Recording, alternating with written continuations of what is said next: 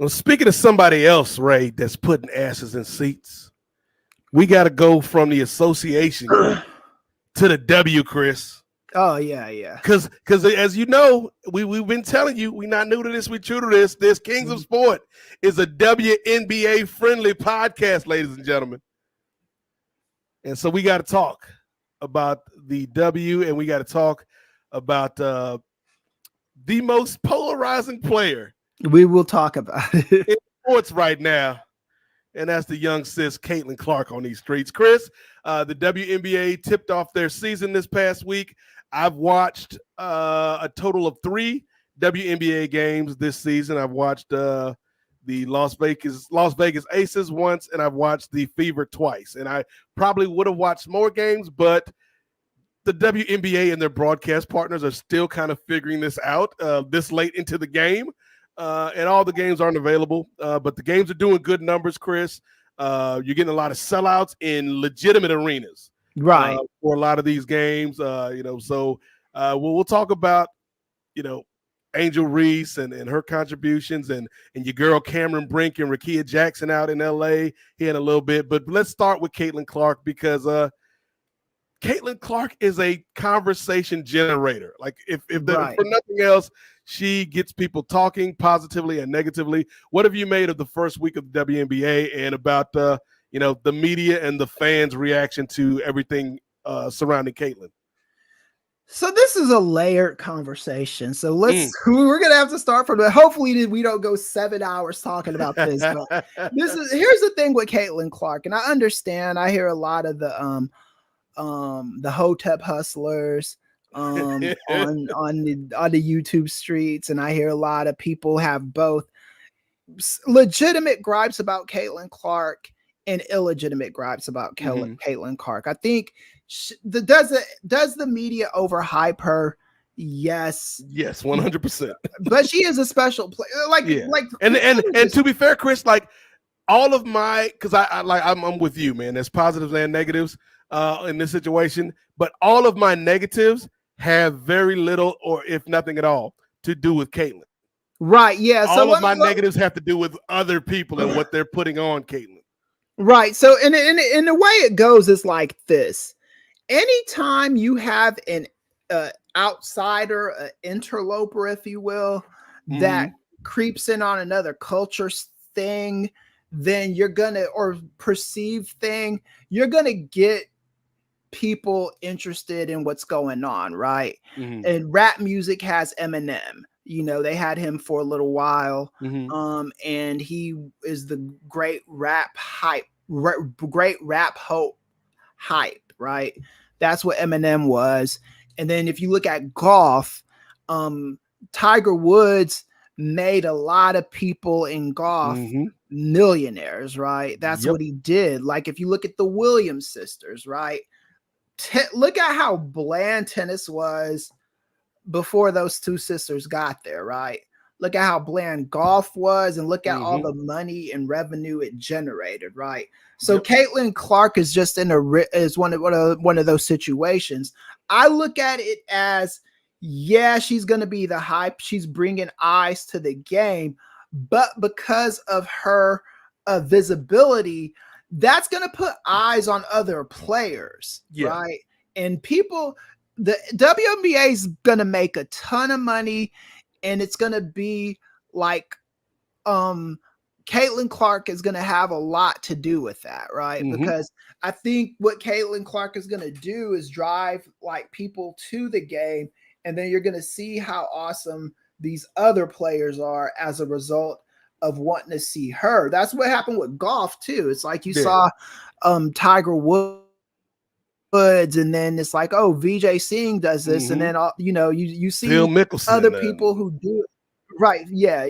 And that's what good transformational players do to sports. So I don't think, would Caitlin Clark be getting this hype if she wasn't white? Probably not. Yeah, probably not. But at the same time, you kind of have to enjoy the ride for what it was, and just go back and look at golf, look at tennis, Look at other sports that when blacks got into the sport, look at what we did for that sport. Yeah. And this is just like the same thing in reverse.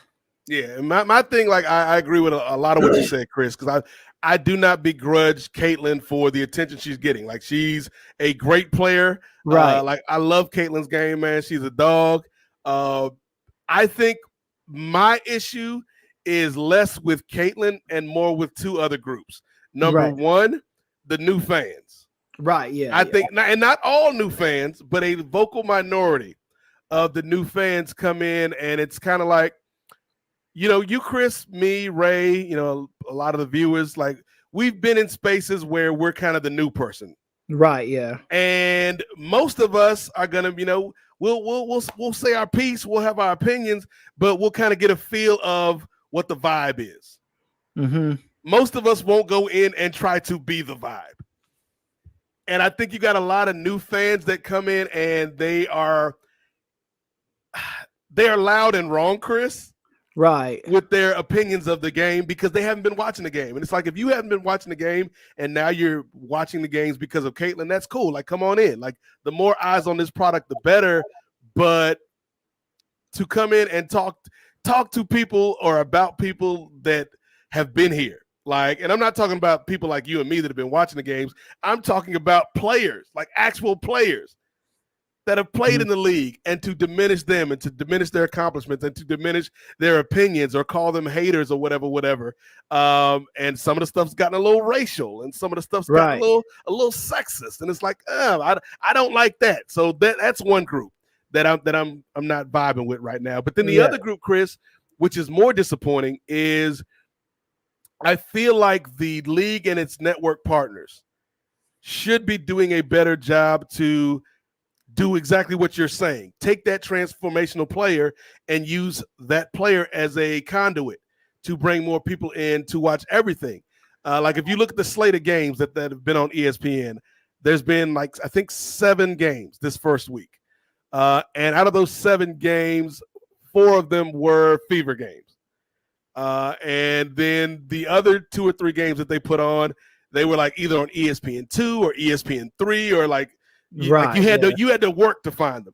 And it's like, you really should be using this moment of added attention for Caitlin to highlight everybody and to be like, oh, you like this? Well, guess what? The Las Vegas Aces are this super team that's going for a three-peat. Let's put them in prime time instead of at 11 o'clock at night, Kris. Like, ain't nobody got time for that at 11 o'clock at night. And then, like, there was a broadcaster the other day, and I know what she was trying to say.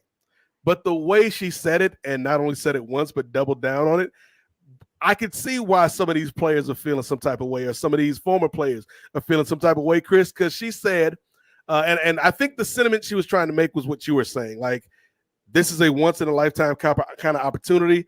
Caitlin's a great player. Let's use her presence to bring the league up. That's what she was trying to say, Kris.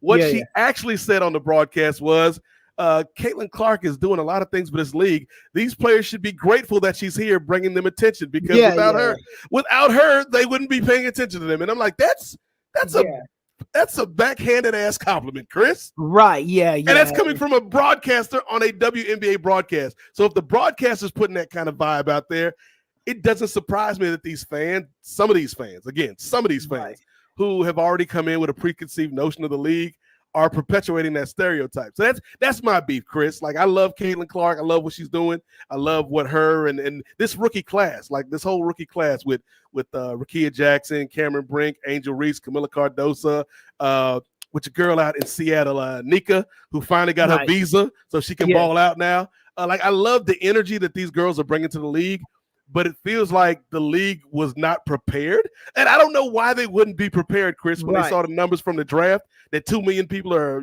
however many people watched the WNBA draft this year. Like, I don't know why they would be so unprepared and not highlight everybody and use Caitlin as a way to bring people to all these other teams. Yeah. I think, because the WNBA has some catching up to do. Like, why some of these girls still flying on Spirit Airlines, Kris? Right, yeah, exactly. And that's look, you and me and I'm not saying anything about the way you and me travel, Kris, but you and me shouldn't be sitting on a plane next to Asia Wilson. Right. Yeah. Yeah. Unless we're in first class. Right. Yeah. Yeah. And I've not taken first class yet. At least not consistently. And yeah, I think you're 100% right. The WNBA does. I think there's still some smart people in the WNBA, the executives. I forget the one woman's name. They're trying to figure it out. Kathy Engelhart, the commissioner. Yeah, that's who it was. Yeah, they're gonna get it figured out. But yeah, it's just these things take time, you know. But I mean, it's up to us to make sure that we push them in the direction that we want to push them in, you know, because that's who they're going to listen to. Is they're going to listen to the fans, watch the games, buy the merchandise, you know, represent for your team. And the fans have been watching. Like, I think they've already had 3 games this year, Kris, that have topped 1 million in viewership, and they haven't had games that have topped 1 million in, like, I want to say the last one that topped 1 million was maybe like 15, 16 years ago. Right. Yeah. So it's the change is going to come incrementally. We just have to push it along.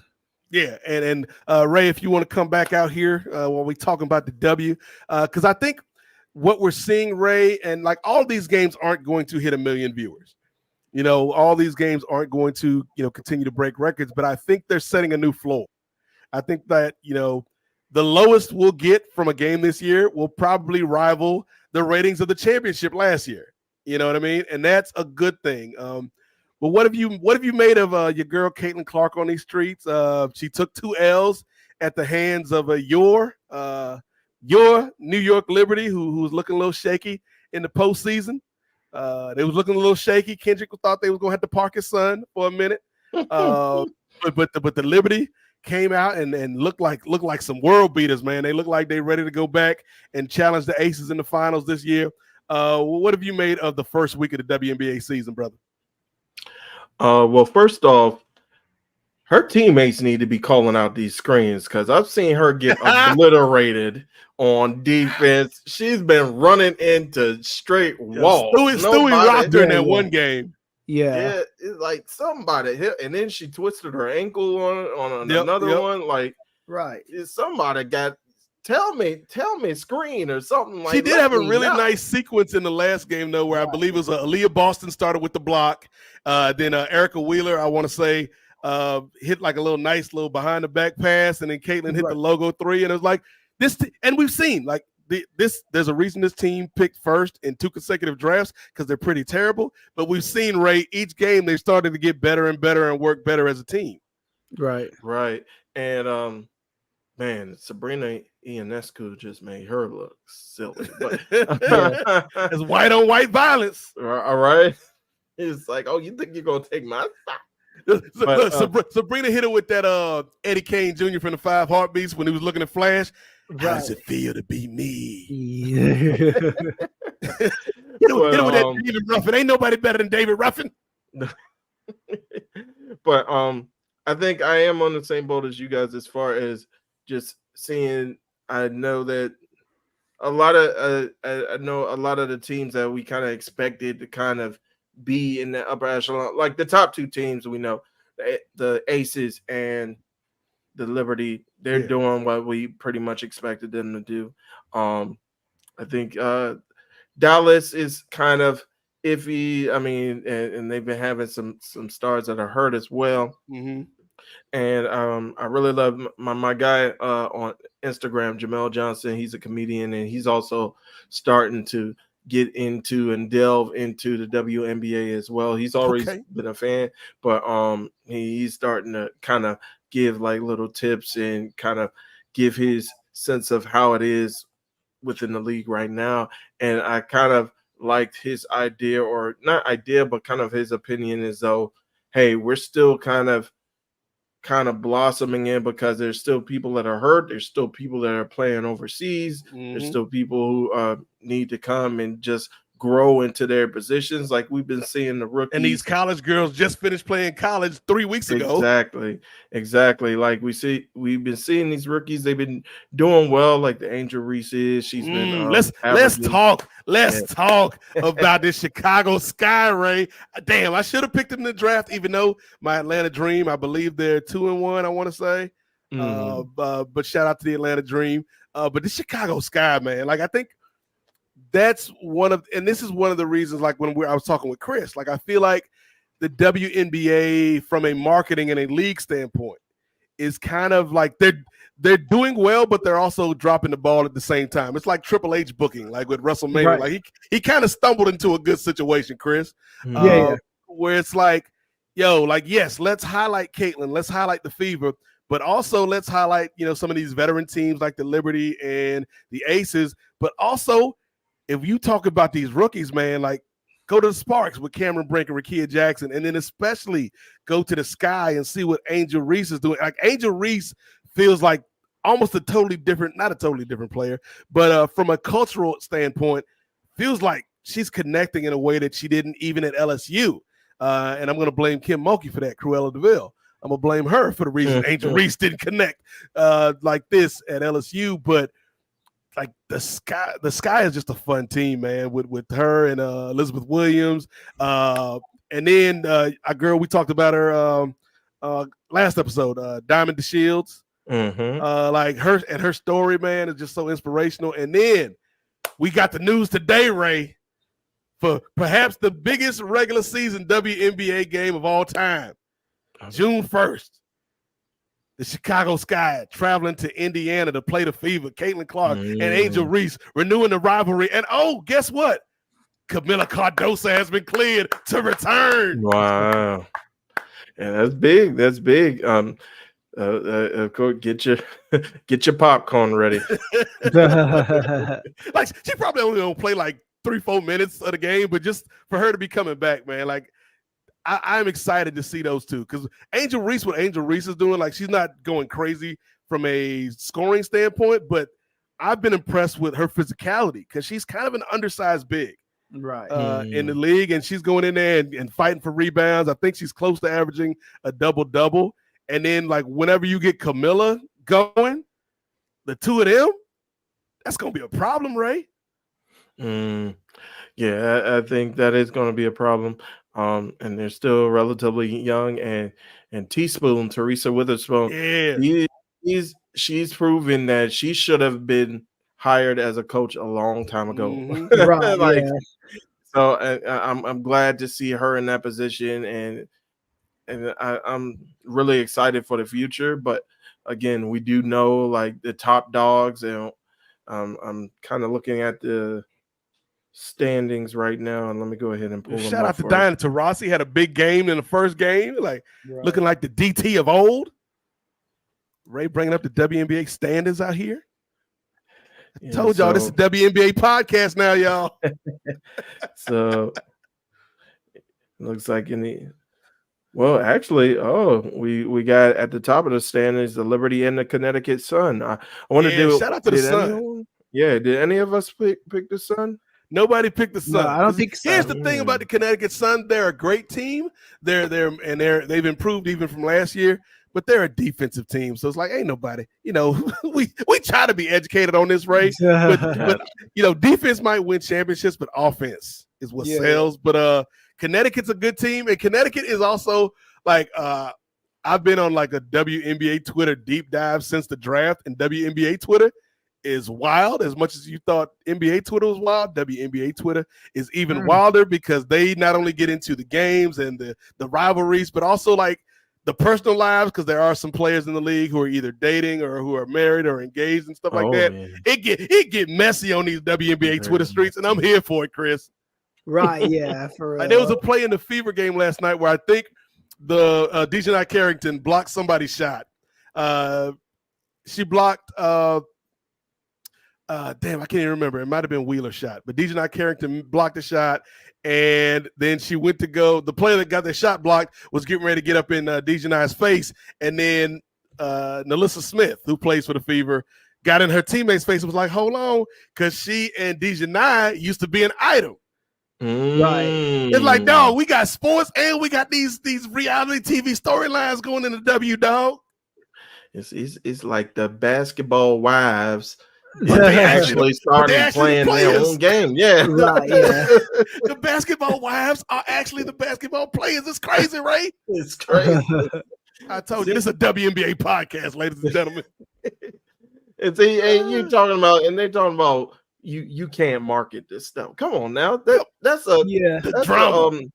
That's like that's like Total Divas right there. We and NWA, WNBA Instagram is just messy because for the promo photo for the game last night, instead of putting Caitlin Clark's picture up there because she is the draw for the Indiana Fever, they put up a picture of Nalissa and Dejanai, like head to head. It's like, y'all know what y'all was doing. Y'all messy. Yeah. Y'all messy. That's trifling. It's trifling. Yeah. But I laughed. I was like, damn, y'all. But so we'll wrap up on the W because like again, this ain't gonna be the last time we talk about it, ladies and gentlemen. We told y'all a couple shows ago, like we not gonna be fair weather fans. Like we're excited, all of us are excited for kind of the growth of this sport. But any final thoughts, guys, on the W and Caitlin and what she's meant to this league that everybody should be grateful for?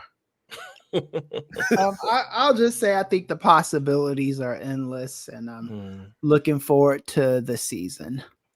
Yeah, I'll echo that sentiment. I think all of the rookies are looking promising. I think, like I said before, the two Titans are kind of where we thought they were going to be, but it's anybody's ball game. It's still earlier in the season. And lastly, Caitlin, you need to get on that Michael Jordan v. Detroit plan. Get in the weight room, girl. Get yourself some muscle milk, something. You can't be letting them. You can't be letting them bully you like that. No, don't do it, Caitlin. Don't do it. But yeah, I echo what you brothers have said, man. Like, I've enjoyed the opening week to the season. I'm excited for the rest of the season. Hopefully, Kathy, you get on the job. And again, Ray, like it's crazy that they are it feels like they're kind of on the back foot on this in a ways with stuff like the charter flights and the marketing and things of that nature. But hopefully they get that straightened out. We've already got the announcement officially of the Golden State Valkyries. I love their color scheme. So the Golden State Valkyries coming to the league in 2026, I believe. But in the meantime, I think they need to expand the rosters, like at least by 2 or 3 spots. Right, yeah. It's a lot of talented women that got to go overseas to play just because there's no spots. Right, yeah. Only like 127 spots, I think. It's like 100. I think it's 140. Yeah, 144. Yeah, something like that. And that's crazy. Like, and people took it as a joke when again, this is what I was talking about earlier, Chris, when you had a lot of these WNBA current players and a lot of the retired veterans talking about, this is the most competitive sports league in the world. Right. And you had the people that were just new to the sport, like, nah, man, y'all joking, man. This is weak, man. This is light work. Caitlin gonna come here and dominate. It's like, nah, man. There's a lot of good players that were great in college that can't crack the league because it's only 12 teams and 144 spots. Right. Yeah. I think, if you come from a college ball town, a women's college ball town, you kind of know what's up, You know what's up. Yeah. So, So all I'm saying is some new fans, welcome to the W. But, just kind of get the vibe first. Get the vibe first. Don't just go in the party and put your feet up on somebody's couch, man. That ain't how you do it. That ain't how you do. Mama didn't raise us like that. we getting